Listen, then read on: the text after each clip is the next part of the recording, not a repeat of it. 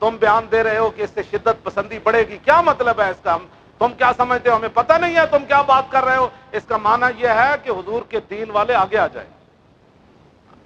فرانسیسی صدر کو کہتا ہے آپ یہ چاہتے ہیں کہ شدت پسند اور آگے آ جائیں، کیا مطلب ہے؟ ہاں یہ بیان ہے، اس کا ریکارڈ پر موجود ہے۔ ہاں جی، اور پھر کہتا ہے جاہل عوام اس سے فائدہ اٹھائے گی۔ آپ کو وہ جاہل بھی کہہ رہا ہے، پڑھا لکھا تو وہ ہے نا۔ ہاں جی، یہ بات ریکارڈ پر ہے، کہتا ہے جاہل عوام اس سے فائدہ اٹھائے گی۔ کیا مطلب؟ کہ پوری امت کھڑی ہو جائے گی۔ تمہارے نزدیک تو علم الدین بھی جاہل تھا، ظاہر ہے اس نے تو دیکھ کر بھی قرآن بھی نہیں پڑھا ہوا تھا۔ تمہارے نزدیک تو ممتاز قادری بھی جاہل تھا، عامر عبد الرحمن شہید چیمہ بھی جاہل تھا۔ یہ بات تو بڑی دور تک چلی جائے گی، میں بات آگے کرنا نہیں چاہتا، یہ چھوڑ دو باتیں۔ پاکستان تمہارے لیے نہیں بنا، نہ تمہارا کوئی حصہ ہے پاکستان بنانے میں۔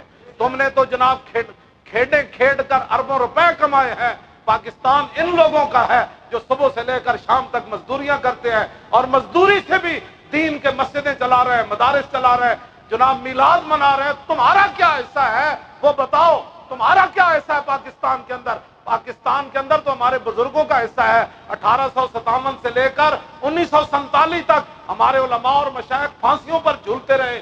کالے پانی میں علامہ فضل حق خیر آبادی چلے گئے، مولانا سید کفایت علی کافی کے جسم پر استریاں پھیر دی اور پاؤں پر بھی پھیر دی۔ بابا صبح پھانسی کے پھندے تک نہ جا سکے، اور ہم کہیں کہ بزدل ہے۔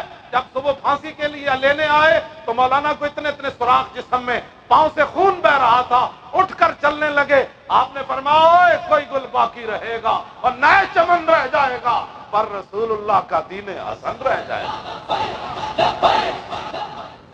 اسے حضور کی عزت پر پہرا دینے سے انتہا پسندی بڑھے گی، یہ بھی جملے ہیں، اس سے انتہا پسندی بڑھے گی۔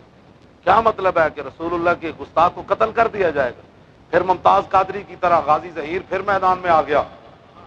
عبداللہ شیشان 18-19 سال عمر ہے۔ میں نے کہا اس نے تو میری تقریر نہیں نہ سنی۔ میں کہا اقبال ایک ہی وجہ ہے، کہتا دل با محبوب حجازی بستہم زی جہت پہ یک دگر پہ وستہم۔ کہتا مولی خادم کی تقریر غازی ظہیر نے سنی۔ اس کے والد صاحب راتوں رات میرے پاس آئے، وہ کہنے لگے ہمیں کہہ رہے ہیں کہ آپ نے گھر سے نکل جائے تو یہ کر دیں گے، ہم وہ کر دیں گے۔ میں انہوں نے کہا جا کے کہو کہ ساڈا تعلق لبیک نال ہے۔ ہاں انہوں نے والد صاحب انہوں نے بھائی آ گئے راتوں رات کے، ہمیں کہہ رہے ہیں نکلو گھر خالی کرو۔ میں کہ تسی انہوں نے جا کے ایک کہہ دینا بھائی اور ساڈا تعلق لبیک نال ہے۔ انہوں نے جدو جا کے کہہ دے سارے غائب ہو۔ توجہ، ایک کیڑی بات ہے جڑا حضور دی عزت تے پہرا دے وے۔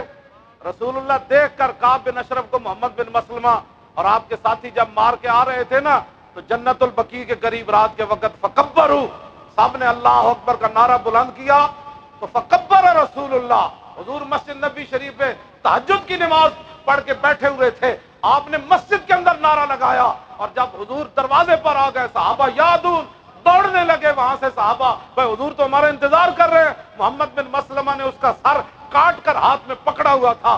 جب رسول اللہ نے دیکھا نا میرے گستاخ کا سر کاٹ کے محمد بن مسلمہ ہاتھ میں پکڑ کر لا رہے تو میرے آقا نے فرمایا افلح الوجوہ، فرمایا تے جنے آ رہے ہیں، وہ تے کامیاب آ رہے ہیں۔ صحابہ کہنے لگے وہ وجہ کا یا رسول اللہ، حضور چہرہ انور تو آپ کا ہی ہے، ہمارے چہروں کی کیا حیثیت؟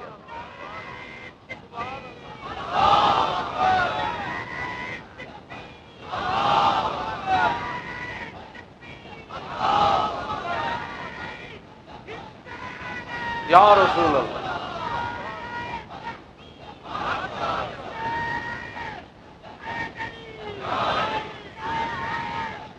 حیدری نعرے تحقیق۔ اب جب وہ قریب آئے، محمد بن مسلمہ کے ہاتھ میں اس کا سر تھا، کاٹ کر محبوب رحمت للعالمین کے سامنے لائے۔ رحمت للعالمین کا یہ معنی ہے کہ فرانسی ابھی تک خنزیر اور بندر نہیں بنے۔ ہاں یہ معنی نہیں ہے کہ حضور کی کوئی گستاخی کرے اور پھر بچ جائے۔ یہ تو کب کے خنزیر اور بندر بن جانے تھے، یہ تو صرف میرے آقا و مولا کی وجہ ہے۔ یہ رحمت للعالمین کا معنی نہیں ہے۔ حضور نے خود گردن کٹوائی اور محمد بن مسلمہ نے سامنے آ کر کیا فرما براسی، ایسے سر پھینکا، عرض کی یہ بکواس کرتا تھا۔ تو اب میرے آقا نے یہ نہیں فرمایا کہ یہ آپ نے کیا کیا، بس مار دینا ہی کافی تھا۔ میرے آقا نے کٹا ہوا سر دیکھ کر اپنے گستاخ کا حضور کی زبان اقدس پر کیا جاری ہوا، الحمدللہ علی قتل ہی، میں یا اللہ تیرا شکر ہے کہ میرا گستاخ قتل ہو گیا۔ یہ دین کی ترجمانی کرنی نہیں نہ آتی تو حضرت فاروق اعظم نے کیا فرمایا صحیح بخاری کے اندر؟ فرمایا تفقہوا قبل ان تسودوا، فرمایا قوموں کے رہنما بننے سے پہلے دین پڑھنا۔ ہاں جب دین تم نے پڑھا ہی نہیں ہے، ڈرائیونگ لائسنس کے لیے، ڈرائیور کے لیے لائسنس ضروری نہیں، جو کرکٹ ساری زندگی کھیلتا رہا اس کو کیا پتا ہے ناموس رسالت کا مسئلہ کیا ہے؟ جو ساری زندگی بھٹی چلاتا رہا، لو بناتا رہا، اس کو کیا پتا ہے؟ جو ساری زندگی فلموں کی ٹکٹیں بلیک کرتا رہا، اس کو کیا پتا ہے ناموس؟ حضرت عمر فرماتے تھے قوم کا رہنما بننے سے پہلے دین حاصل کرنا۔ جب تمہیں کل واللہ پڑھنی نہیں آتی، تم کون ہوتے ہو حضور کی عزت کے بارے میں بات کرنے والے؟ حضور کی عزت کے بارے میں پوچھنا ہے تو ان سے پوچھے، ان سے پوچھے جو زندہ ہے۔ اگر دنیا سے تشریف لے جانے والوں سے پوچھنا ہے تو حضرت داتا صاحب سے پوچھے، مجدد الفسانی سے پوچھے، سلطان الہند سے پوچھے، امام احمد رضا بریلوی سے پوچھے۔ تم کیا سمجھتے ہو دین کا وارث ہی کوئی نہیں؟ تم بیٹھ کر دین کے خلاف باتیں کرتے ہو۔ جی ہمارا مقصد یہ ہے کہ ٹی ویوں پر ٹاک شو کرنا ہے نا تو شیخ کو بلاؤ، ان کو بلاؤ، مجھے بھی بلاؤ، بالکل کسی نے نہیں مارا گے۔ ویسے تو ڈرتا لگتا ہے مولانا بیٹھ کے مکہ ہی نہ مار دیں، بالکل میں گارنٹی دیا گا میرے بال کے ہاتھ پیچھے تھی بند دینا، ویسے ویل چیئر تو میں اٹھ بھی نہیں سکتا۔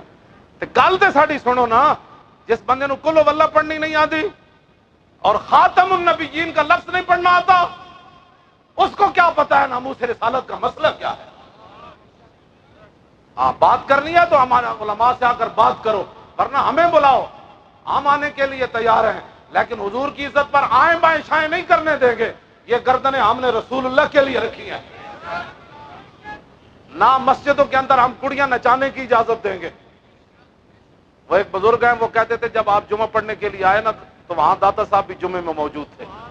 میں نے کہا داتا صاحب نہیں تو ہمیں بھیجا کہ یار میں اتنے کی کرنا آیا، جو باٹی چوک میں 1000 سال ہویا بیٹھے ہوں، میں تے مسجد بنانا آیا اور میں دین دی حفاظت واسطے آیا، جے میرے ہوندیاں لاہور مسجد وزیر خان کڑی نچ گئی تو پھر قیامت والے دن میں حضور دے سامنے کچھ پیش ہوں۔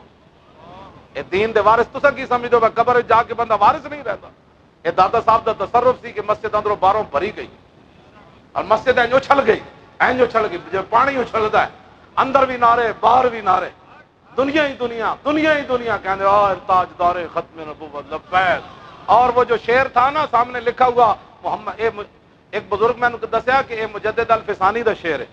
مسجد وزیر خان دا دروازے داخل ہو، وہ پیچھے مڑ کے ویکھو، نیلے رنگ وچ لکھیا محمد عربی کعب روئے ہر دو سراز، کسے کے خاک درشنیس اور خاک پر سرے ہو۔ مجدد صاحب فرماندے ہیں حضور ہی دوویں جہاناں دیاں استان، جڑا آپ دے در دی خاک نہیں ہویا او دے ہاتھ نہ چوم، انہوں رہنما نہ سمجھ، او دے سر وچ مٹی پا۔ اے مسجد دے دروازے تے لکھیا، اے مجدد الفسانی دا شعر، گردن نہ جھکی جس کی جہانگیر کے آگے۔ ہم ان کے ماننے والے ہیں جن کی گردن نہ جھکی جہانگیر کے آگے۔ ہمارے اندر تو وہ دم خم نہیں ہے، ہم تو ان کے در کے جو گدا ہیں ان کے پاؤں کی خاک بھی نہیں ہے، لیکن مانتے تو ہم ان کو ہیں نا۔ اس واسطے کوئی یہ مت سمجھے دین کے وارث چلے گئے، دین کے وارث موجود ہے، حضور کی عزت آبرو کے پہرے دار موجود، ختم نبوت کے پہرے دار، دین کے پہرے دار، پوری امت مسلمہ کی ترجمانی کرنے والے یہ لوگ۔ میں بھی انہاں نال کتا پاک رسول اللہ دا،